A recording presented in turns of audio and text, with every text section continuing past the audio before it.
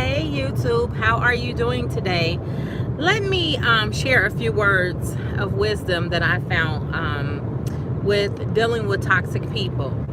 Okay, so one thing that I have learned in life is that when we are younger, we are very closed-minded. We are linear with our understandings. You know, we are just really thinking for the moment, not necessarily reflecting on our futures as much as we should.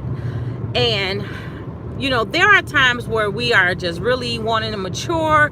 We investing in our education, we reading more, we're exercising more. We have this mindset that yes, I want to become something great. Everything is going fantastic in your life at that point. You are, achieving, you are succeeding in everything you do. You feel like you got that glitter, like you like, hey, what's going on, Frankie? Thank you for joining my live. You are super excited, right? And then what happened? Boom! The bottom fall out. Why does the bottom fall out? Because you meet a toxic person. Individual who presents to be like the answer to your prayers. For men, it's that woman you always dreamed of. She's so sweet, so wonderful, so blah blah blah. The man, the women, for the women, it's the man who was just amazing. He answered every prayer. He was just so protective, so loving. And one thing you say when you dealt with a toxic person is they were not consistently that person, that wonderful person. They were that way for a specific period of time, but basically, it was always some dramatic event that came up that prevented them from consistently performing the way they needed to perform. And I always say, thank goodness for the experience of dealing with a toxic person, because dealing with a toxic person teaches you a lot about yourself, right? Your shortcomings and your strengths. For example, I dealt with a toxic person, and if I would think about some of my actions, I was very defensive. I became hyper defensive, right? I was already waiting for that opportunity for the preemptive, the preemptive strike of, okay, well, let me just get braced. Let me brace myself because this individual is going to lie, or this individual is going to manipulate, or this, like being hypersensitive to everything, right? And then very combative, like I'm a fighter in the sense of like no weapon formed against me will prosper. So my mother didn't raise a punk, okay? She prepared me and equipped me to stand up for myself, to advocate for myself, and don't let anybody try to minimize your worth. Give yourself an opportunity to learn and grow, but don't let nobody try to minimize who you are. And so when I got in a relationship with a toxic person, I'm talking about, like, I'm reflecting on my actions being so negative based off of my interactions with this individual. Like, I mean, the person was very accusatory, think about, accusatory, you doing this, and it's like, no, you doing that, like, you're projecting on me what you're doing, and then I'm trying to defend myself, and then it's like, well, this is what you do. And the focus was always on my reaction to the individual. If you love me, I'm going through, you shouldn't react this way. Okay, right. And me being such a compassionate, empathetic person, I was always trying to morph and always trying to change and to be better. If he said, can you jump 10 feet? I was jumping 20. If he said, go to sleep, I was going to sleep for days. Like, whatever he asked me to do, I was transforming, because I said, this is what you do. You're in love. We're married. This is what we do. And it was just so toxic. But I remember every day I was just miserable. My spirit was miserable. Everything was miserable. And I thought the most happiest I was when I was not conforming to the toxic behavior of the individual. Like, a toxic person in my life because tell me, yes, deep within. Come on, that's what I'm getting to. For me, I was conforming so much that I lost who I was as an individual, right? I lost who I was.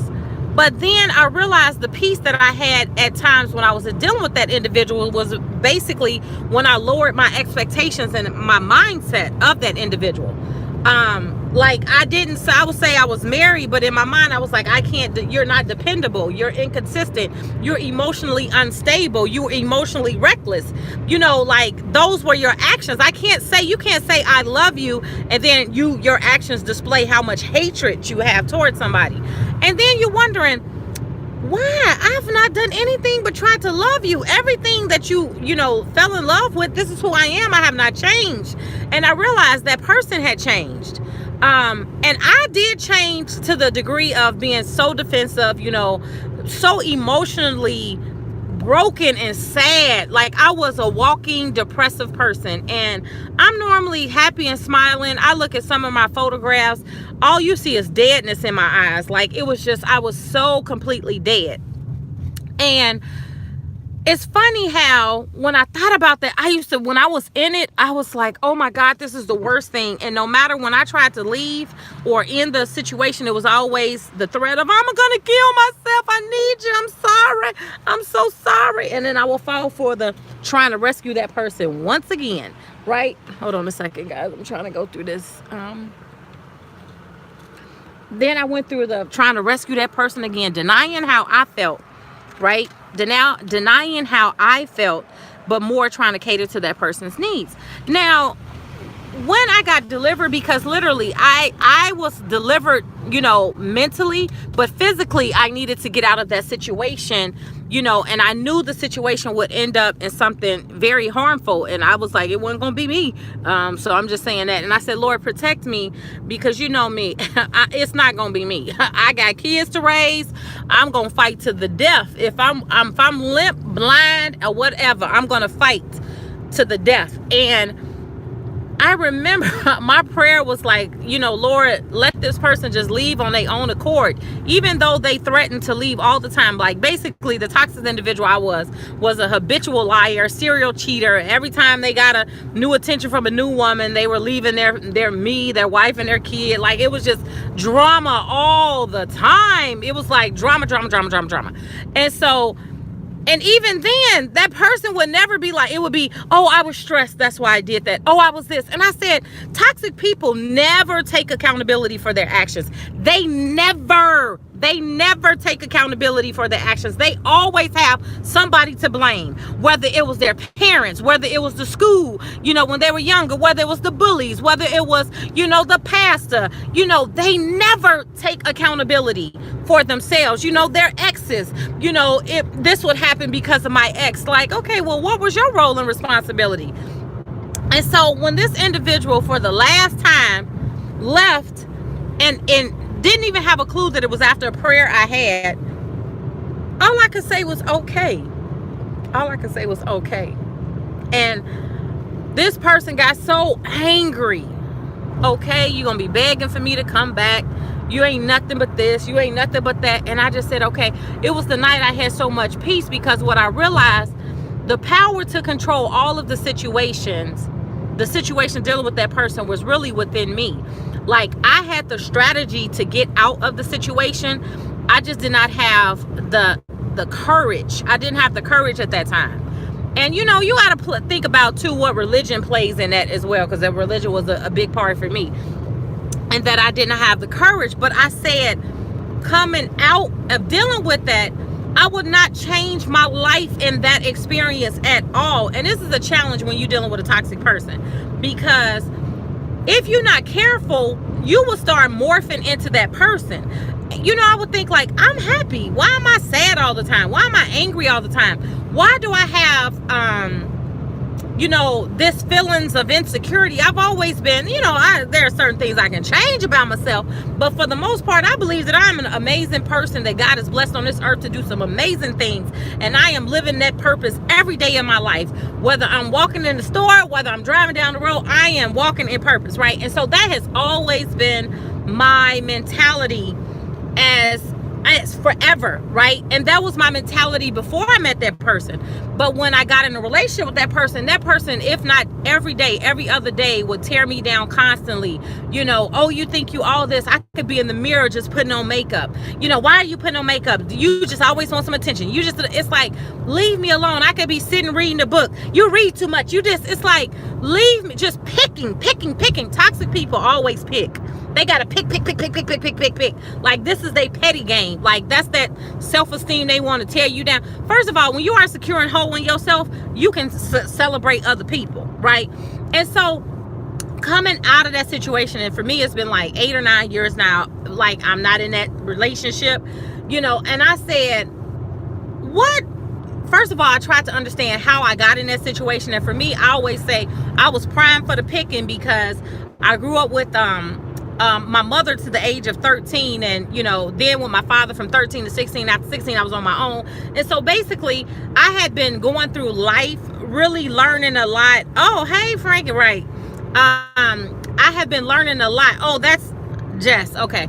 I have been learning a lot of, you know, I had a great deal of responsibility, but a lot of my naivete was still in my mindset, y'all. Meaning, like, I always, you know, saw the best in everything. I mean, I saw the best in a cockroach, okay? And meaning, like, a cockroach has its purposes, right? I saw the best in everything. You know, I was that person that could get along with everybody, because I was just like, you know, I just see the best in everybody. So dealing with a toxic person, and for me, it was great because it was a religious component as well, which helped me to see how people can use religion. You said best in the cockroach.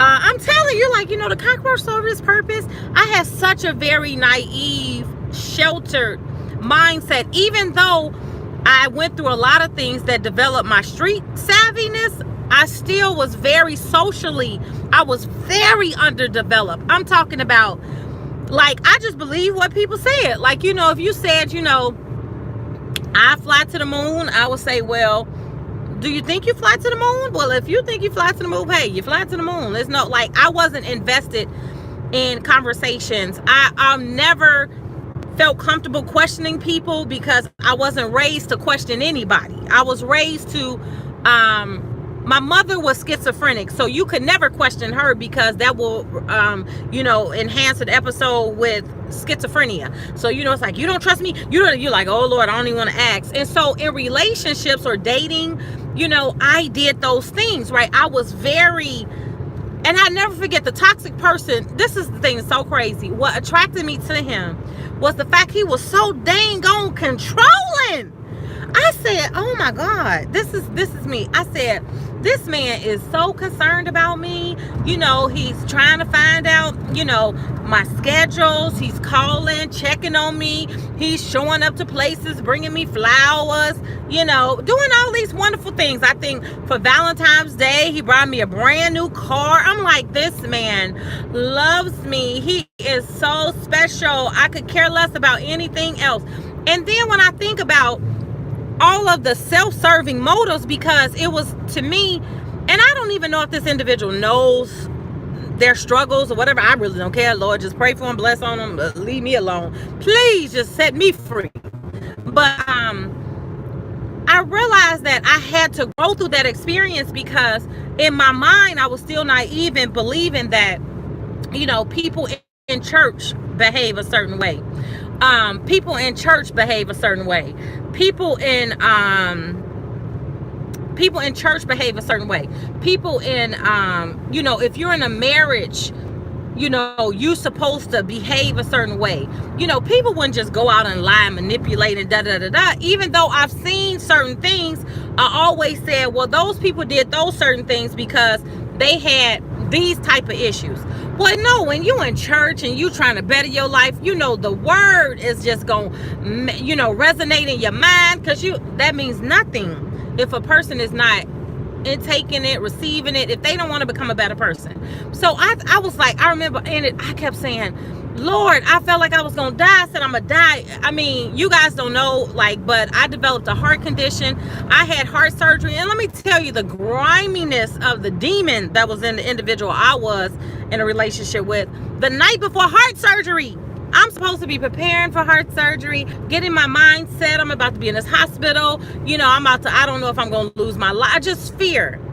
But this person said, within his toxicness, the night before heart surgery, I'm leaving you again. He found another woman, and I'm tired of you. The only reason I came back because the pastor said I should be back. Like, the mindset of an individual that would do that the night before somebody was having heart surgery, and then says the only reason I'm taking you to the surgery is because we're still legally married. You got my 2 older children watching this entire episode. Okay? And don't expect me to do anything for those kids when I'm out of this house, because those are not my kids in my children's face. Okay? I'm saying this, and I'm supposed to be preparing for heart surgery. Now, I'm saying that to say, like, I can smile about it now. Definitely at that time, I was devastated and heartbroken. But of course, being in a toxic situation, you're trying to defend yourself. You're trying to, I'm strong, I'm this, I'm that, I'm blah, blah. It's like, no, you break in and you're breaking every day. Okay? And so I would think about, like, the stories and the experiences. I said, you know, what helped me get to it, I said, this part, very much so, he was possessed, that's what it was. I said, you know, it has to be a very, very unhappy individual.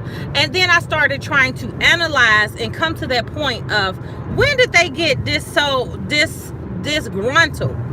right? I'm gonna read yours in a second. When did they become so disgruntled? And you start thinking about that dating season, and you're like, oh my God, I remember when they did X, Y, Z. I remember when all of this, a part of their toxicness, it was always there. And because of my naiveness dealing with people, I want to trust people. I'm like, well, you're doing all these things. You must do love me. You must do blah, blah, blah. And it's like, no, you have to say, you know what? Who is this individual? Who is this individual? Like, who were they before they met you? Toxic. Who are they after you? Toxic, right? And you know they're toxic because their mindset, everything they say is out of anger. They always gotta be the victim in everything they do. Even when they apologize, it always come back with a but. It's never I was horrible. I needed help. I still need help. No, it's, will you? It's like, when my stuff, I own me. My own me is, I was very naive. I didn't have a covering. Even when I was in church, I did not have a spiritual covering. And I'm talking about a spiritual covering that's not judgmental, that can, people that know your name, that's not calling you another person's name, that's not trying to make people think there's some way in public, and then behind closed doors you saying a different thing. And I'm saying it to say that was a time for me that was very hurtful, because I'm like, no, that I'm like an elephant. I would have remembered that.